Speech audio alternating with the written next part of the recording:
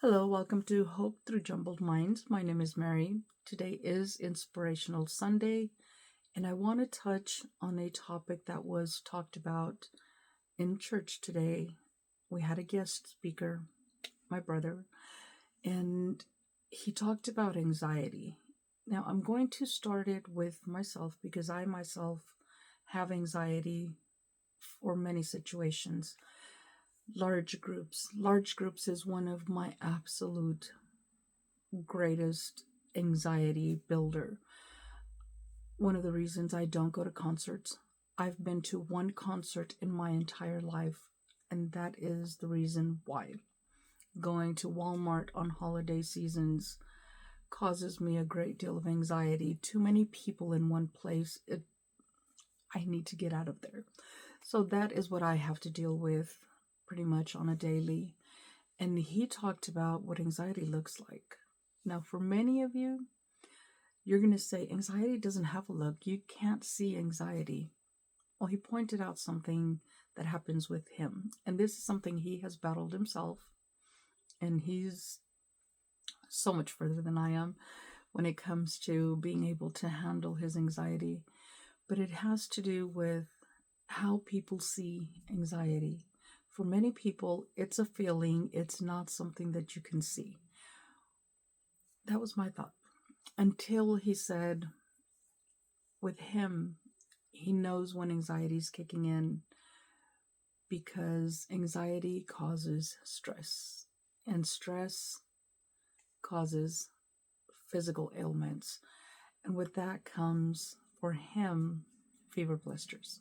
So that's what anxiety and stress look like for him. For me, it's just, I isolate, I withdraw, I just kind of stick to myself, stay away from people. That's how I deal with it. I don't want to talk to people, I don't want to be around people, and many times that keeps me from being able to spend time with people. Great example is going to be last night. Now, last night we had our opening ceremony for the Christmas lights at our local park, and my mother asked me earlier in the day if I was going to attend because my sisters and her were going. And then my brother texted me right before the ceremony started and asked where was I? Was I attending? My response to them was no. It is opening night. The whole town would probably be there. And I know I'm exaggerating, not the entire town, but large groups of people. And for me, that is going to cause me anxiety, not to mention the fireworks and all the noise and the music and everything that comes with being in large groups of people, which causes me a lot of, I want to get out of there. Well, I also learned yesterday, or was it Friday, another thing about myself. I didn't know. I truly did not know. It was yesterday when my mother had asked me if I was going, and I told her no, and I gave her the reasons why. I told her big groups of people will just get me to where I have to leave, and it's going to make me sick. Well, she remembered from when I was little. I never knew this, just found out that every time they took me to downtown, wherever it is that we were living, especially in Mexico, when we would go visit my grandmother, she said that they would take me downtown Mexico, and by the time I got home, because of everything and all the people and all the noise, by the time I got home, I had a temperature every single time. So she says she feels that that was part of the anxiety even when I was little.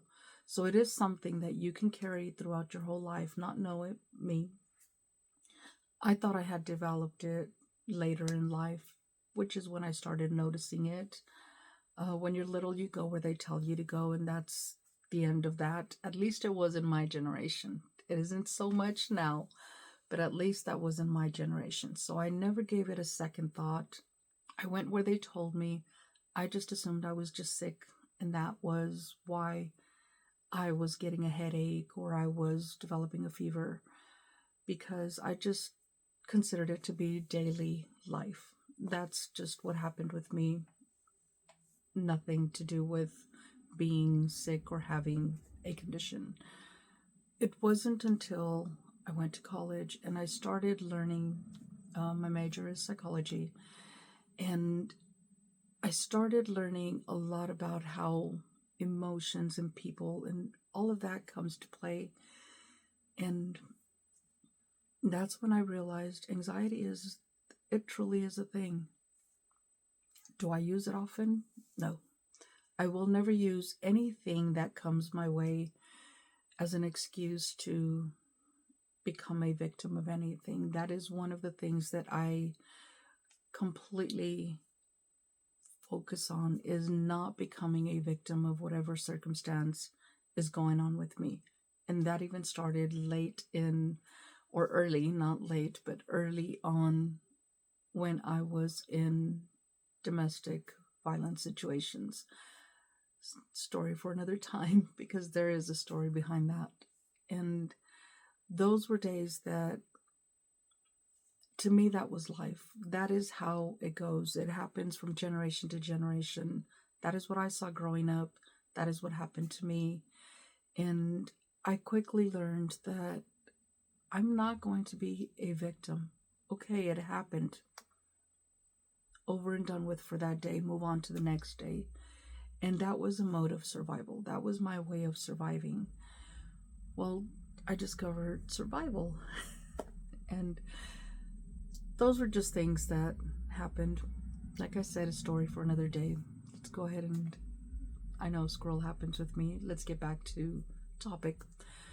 What my brother touched on was how, and he used plants and trees as metaphors, how a plant being in spoiled soil will not thrive. But you can take that plant, roots and all, just uproot it, remove it from the situation or from the soil that it's in, put it into clean soil, and it will thrive. It will come back to life. Keep in mind that everything will get worse before it gets better. That includes plants, which is something he talked about. How plants, when you remove them from the soil that is causing them the harm, to put them into clean soil, it will wilt the plant for a few days, sometimes a week, but then it comes back.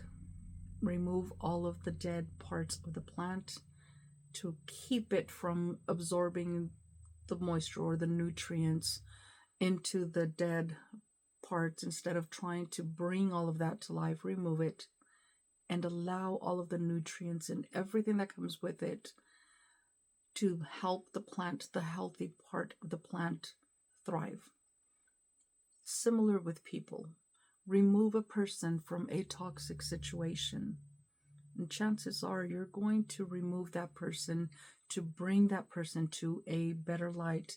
Surround them with people that are going to be encouraging and positive and motivating, so that they can then thrive in their newfound peace and calmness, because that is what ultimately can happen. I've been on this journey of healing for the past going on 8 years, and it has to do with having removed myself from a toxic situation, putting myself and surrounding myself with people that care and are there to push you forward and not hold you back. I've learned to remove people as they come along, family or not. Remove them. They become toxic, you remove them, because the fight is going to continue for you to continue to heal, but you cannot heal if there continue to be people that are going to hold you down. Another one of the things is, when you have situations of toxicity, you can simply pick and choose. And with that comes self-care, self-love, just self-care. Let's leave it at that. Loving yourself. We often, as people that are caught in situations of stress and anxiety want to fix everything. Well, we can't fix anything if we're not completely healed ourselves, or at least on a road of strong healing for ourselves. We cannot show someone else how that looks like if we're not applying that to our own lives. One of the things that I really took from him was he did say everything starts with you and ends with you. So if you are trying to help anyone else, all in between, you're trying to help people, you're trying to motivate people, you're trying to have people heal and succeed and get over their anxieties and their fears and stresses of life. But if you yourself have not worked on you to get you to that place, how can you show them to get them to that place? Work on yourself first.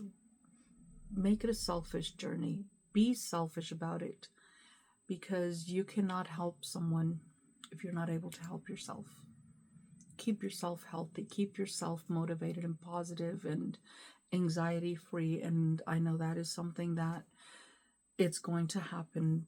But you ultimately, because it starts with you, you ultimately have the choice to decide whether you're going to keep that anxiety going or you're going to fight it and you're going to really work on getting the positive things in there to get yourself out of that anxiety level, out of that stress zone. And then you can help others, because now you're stress-free, you're helping others, and now you've done your job. Starts with you and it ends with you. You decide. You decide what you're going to do with your life. You are the only one that can make changes to your life, and you are the only one that can say, I'm going to remain in stress and anxiety level situations, or I'm going to remove myself and remove everyone around me that causes me that stress and anxiety. That is what I have on anxiety. I could go on and on and on. There was much more that was said, but I would be here all night long, because we did go to eat and the conversation continued. Condemnation was one of those things that he talked about. But I'm going to leave you with that word, condemnation. Think about it. We will talk about it soon. Thank you all for joining me. You all continue to smile and stay blessed.